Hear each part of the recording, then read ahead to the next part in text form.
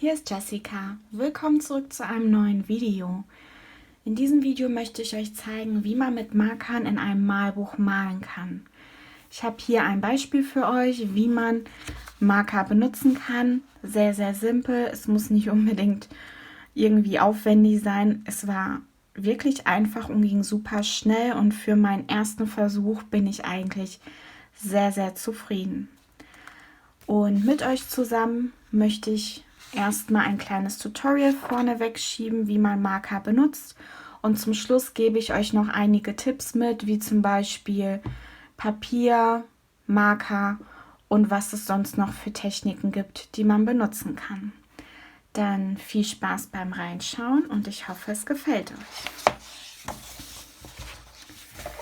Ich male in dem Buch Nice Little Town von Tatjana Bogema.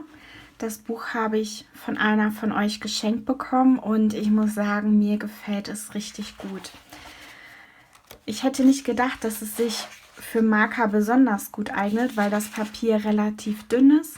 Aber genau das ist, was bei den Markern wirklich gut funktioniert hat. Und die schwarz bedruckte Rückseite hilft auch, um wirklich diese hässlichen Farbflecken abzufangen und dem Ganzen ein ebenes Bild zu geben. Ich würde euch immer empfehlen, eine Schutzseite dahinter zu legen, einfach weil die Marker durchdrücken. Es sind Alkoholmarker, die dazu neigen, ziemlich auf die andere Seite zu bluten. Und um euer Werk auf der anderen Seite zu beschützen, benutzt am besten eine Seite hinten dran. Ich benutze die Twin Marker von Action. Es sind relativ günstige Marker. Man kann sie leider nicht online bestellen, sondern nur direkt im Laden kaufen. Ich glaube, 12 Stück kosten so um die 4 Euro. Also wenn ihr ein Action bei euch in der Nähe habt, schaut nach diesen Markern. Die gibt es immer in solchen Sets. Aber auch Amazon hat günstige Alternativen. Ich werde eine verlinken unten. Die OU-Marker sind auch eigentlich ganz gut, haben sehr gute Bewertungen und werden euch bestimmt auch gefallen. Ich benutze hier die Farben 5 und 16. Und wichtig beim Malen ist, dass ihr nicht direkt am Rand ansetzt mit der Markerspitze, weil die Tinte sich ins Papier saugt und hier aus dem Rand rausblutet, wie ihr das seht, wenn ihr direkt am Rand ansetzt. Setzt ein bisschen weiter mittig an und korrigiert, wenn es sein muss, aber auf keinen Fall ganz nah am Rand ansetzen. Dann malt ihr die komplette Fläche aus mit der helleren von den beiden Farben. Dann nehmt ihr die dunklere Farbe und zieht eine Linie entlang, auch nicht ganz am Rand ansetzen, dort wo euer Schatten fallen soll. Dann wieder die hellere Farbe nehmen und den Rand von diesem Schatten leicht ausblenden. Erstmal einen Moment warten, gucken, ob es sich gut ausblendet. Wenn nicht, dann nochmal drüber gehen.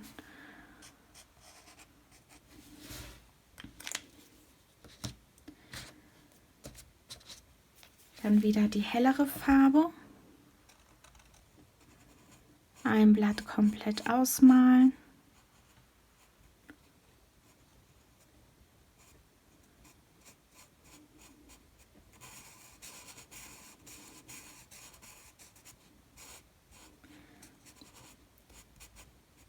Das Papier saugt sich mit der Farbe voll, sodass die zweite Farbe sich sehr gut einblenden lässt. Jetzt wieder mit der dunkleren Farbe eine Linie ziehen. Je öfter ihr drüber geht, desto dunkler wird die Farbe. Und den Rand wieder ausblenden.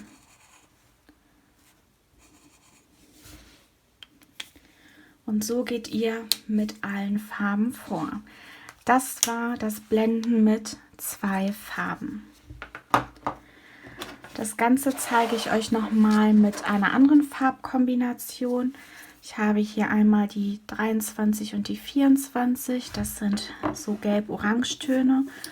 Und mit der helleren von beiden Farben male ich hier den Pilz einmal komplett aus.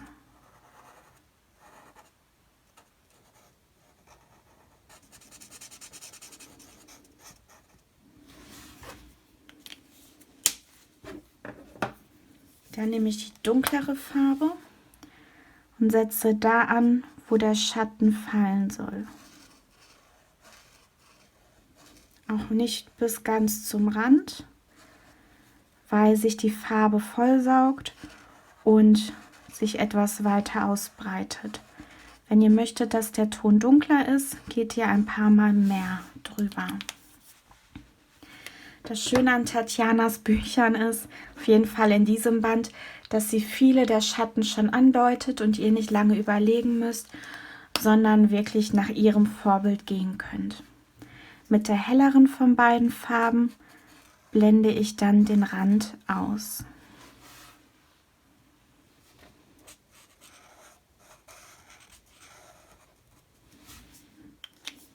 Das Ganze lässt man jetzt trocknen und schaut es sich hinterher an. Dann gibt es die Option, mit 3 Farben zu blenden. Ich habe hier die 47, 174 und 175. Die 174 ist meine hellste Farbe und damit male ich das komplette Blatt einmal aus.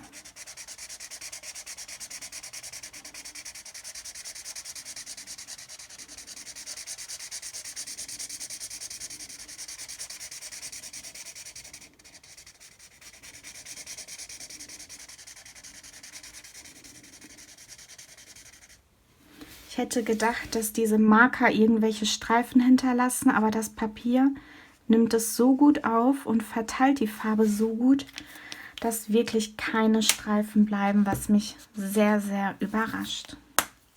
So, dann nehme ich die zweithellste Farbe, die 175, und male quasi meinen ersten Schatten rein. Und den male ich wirklich ein bisschen weiter rein, weil ich ja noch eine dritte Farbe habe. Wenn ich meinen ersten Schatten eingemalt habe, nehme ich meine dunkelste Farbe, die 47, und male hier am Rand nochmal einen Übergang.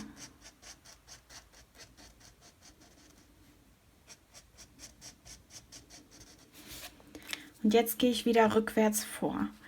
Jetzt nehme ich die 175, meine mittlere Farbe, blende den Rand von der dunkelsten Farbe aus. Und jetzt nehme ich meine hellste Farbe und blende meine mittlere Farbe leicht aus. Und so habe ich einen Farbübergang von hell nach dunkel. Keine Angst, das Ganze trocknet noch. Die Farben verteilen sich ein bisschen besser dann. Dann gibt es eine andere Methode, die ich euch zeigen möchte. Und zwar zeige ich euch die am besten hier einmal auf dem Papier und dann im Buch. Nehmen wir mal die 23 und die 35, ein Gelb und ein Orange. Je nachdem, welche Farbe zum Schluss gezeigt werden soll, kommt die Farbe nach unten und die Farbe, die ihr am Anfang sehen wollt, kommt nach oben. Gleich werdet ihr verstehen, was ich meine. Ihr zählt 4, 5 Sekunden und malt dann mit der Farbe, die unten war,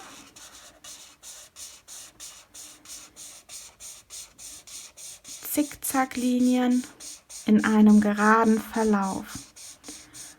Und was ihr dann seht, ist ein Farbverlauf von Orange nach Gelb, weil die Schwerkraft die Farben, wenn ich die Minen aneinander halte, ineinander laufen lässt. Super easy. Das Ganze könnt ihr auch mit 3 Farben sogar machen. Ich nehme wieder mein Gelb, mein Orange. 1, 2, 3, 4, 5, 6. Jetzt nehme ich mein Rot. 1, 2, 3, 4.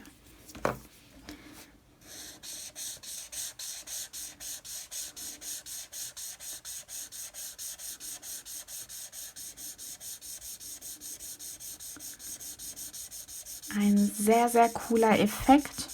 Somit kann man auch sehr leicht schöne Farbverläufe malen. Wichtig ist nur, dass ihr hinterher wirklich den Stift einmal auf einem extra Blatt Papier ausmalt, ihn ein bisschen im Kreis dreht, um wirklich die extra Farbe loszuwerden. Dann werdet ihr euch sicher fragen, es gibt doch auch farblose Blender. Was ist mit denen? Und ich muss sagen, dass ich mit den farblosen Blendern nicht arbeite. Ich benutze sie nur, wenn ich mal einen Fehler mache und die falsche Farbe greife, weil diese farblosen Blender für mich wie ein Tintenkiller arbeiten. Wenn ich hier jetzt zum Beispiel mit dem farblosen Blender reinmale, dann werdet ihr direkt sehen, was ich meine. Dieser farblose Blender verblendet die Farben für mich nicht, sondern hält sie auf und lässt so die Illusion, dass die Farben sich besser ineinander blenden. Aber eigentlich bleicht er sie nur, damit die Farben einen sanfteren Übergang bekommen. Also ich benutze es nur als Fehlerkorrektur, wenn ich was falsch mache, weil ich damit die Farbe quasi auffällen kann, sodass ich meinen Fehler korrigieren kann. Aber wirklich blenden würde ich mit dem jetzt nicht. So.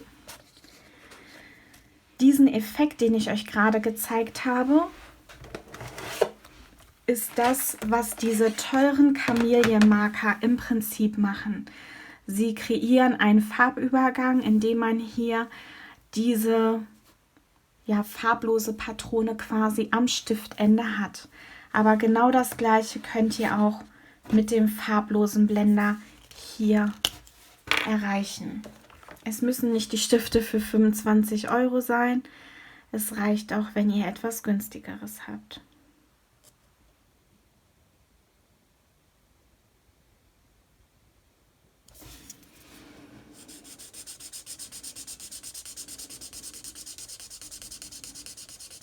Und auch mit dem farblosen Blender könnt ihr eben, wenn ihr einfarbig malen wollt, einen schönen Farbverlauf von hell nach dunkel kreieren. Das ist der gleiche Effekt, den man hier eben mit der teureren Version, den Kamelienmarker, erzielt. Wenn ihr immer gleiche Farbverläufe haben wollt, dann zählt auf jeden Fall die Sekunden, die ihr die andere Farbe auf den Stift haltet. Weil mit der gleichen Sekundenzahl saugt sich es ja gleich schnell oder gleich viel voll und ihr bekommt immer den gleichen Farbverlauf. Gerade sehr praktisch, wenn ihr ein Bild malt und immer den gleichen Effekt bei jedem Blütenblatt zum Beispiel haben möchtet.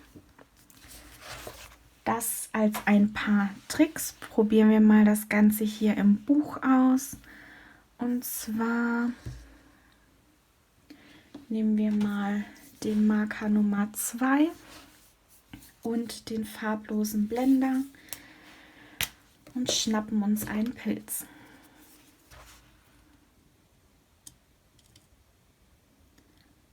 Zwei, drei, vier, 5, 7, 8, 9, 10.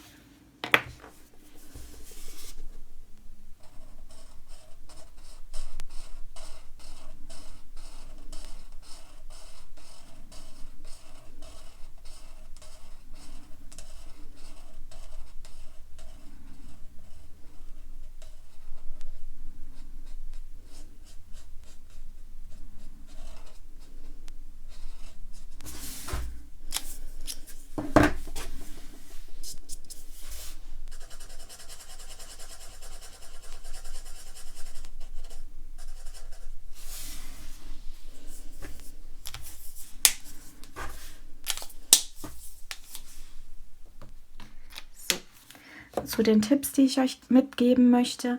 Wenn ihr im Malbücher malt, nehmt auf jeden Fall Malbücher, die kein dickes Papier haben.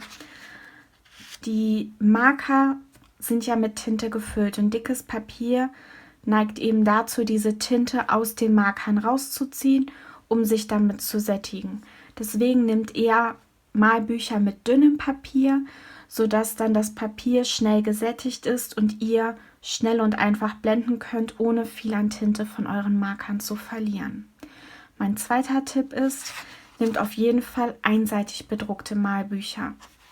Ihr seht es hier wahrscheinlich nicht sehr gut, aber es drückt schon sehr, sehr stark durch. Ich habe hier auf meiner Schutzseite auch die Durchdrücke und ihr werdet euch auf jeden Fall eine Doppelseite an Bildern verderben, wenn ihr keine einseitig bedruckten Bilder nehmt. Also auf jeden Fall doppelseitig bedruckte Bilder nehmen. Ich kann diese Bücher nur wärmstens empfehlen für Marker. Ich habe nicht so viele einseitig bedruckten Bücher und die ich habe, sind mehr Artist Edition, die relativ dickes Papier haben. Deswegen würde ich ja wirklich dieses Buch, diese Bücher an euer Herz legen, wenn ihr mit Markern arbeiten möchtet, weil eben auch diese schwarze Rückseite das hässliche Durchdrückbild ein bisschen abmildert. Dann der dritte und letzte Tipp. Ihr braucht nicht unbedingt teure Marker zu nehmen. Ich habe hier zwar die Kamillenmarker, die ich auch sehr, sehr gerne mag, aber auch die günstigen Marker, wie gezeigt, arbeiten wunderbar in Malbüchern. Es muss nicht immer die teurere Version sein. Und legt euch auch hier auf jeden Fall eine Farbtabelle an, weil die Markerfarben stimmen oft nicht damit überein, wie sie wirklich auf dem Papier aussehen. Und zu guter Letzt, wenn ihr euch Farbkombinationen raussucht, sucht euch immer den Hauptton eures Bildes aus, wie zum Beispiel hier wollte ich das in so einem milden Grün haben und das milde Grün war für mich die 174 hier unten. Und dann habe ich geguckt, welche anderen Farben zu meinem Hauptton passen, um einen schönen Farbverlauf zu kreieren. Ich würde jetzt nicht zu blau-grünen Farben greifen oder zu einem anderen Blau, um einen Farbton oder einen Farbverlauf zu kreieren, sondern ich würde immer Farben nehmen, die dem sehr ähnlich sind und super im Verlauf zusammenpassen könnten. Genauso hier zum Beispiel bei dem Gelb würde ich eher zu einem dieser Gold-Orange-Tönen greifen, anstelle von diesem etwas dunkleren oder noch dunkleren Rot-Orange. Einfach weil die nächste Farbe in der Farbabstufung ein eher gelb-orange wäre als ein knalligeres Orange. Also habt das in meinem Hinterkopf, wenn ihr eure Farben oder eure Farbverläufe koordinieren möchtet. Dann vielen Dank fürs Zuhören. Ich hoffe, ich konnte euch weiterhelfen und wir sehen uns im nächsten Video. Bis dann!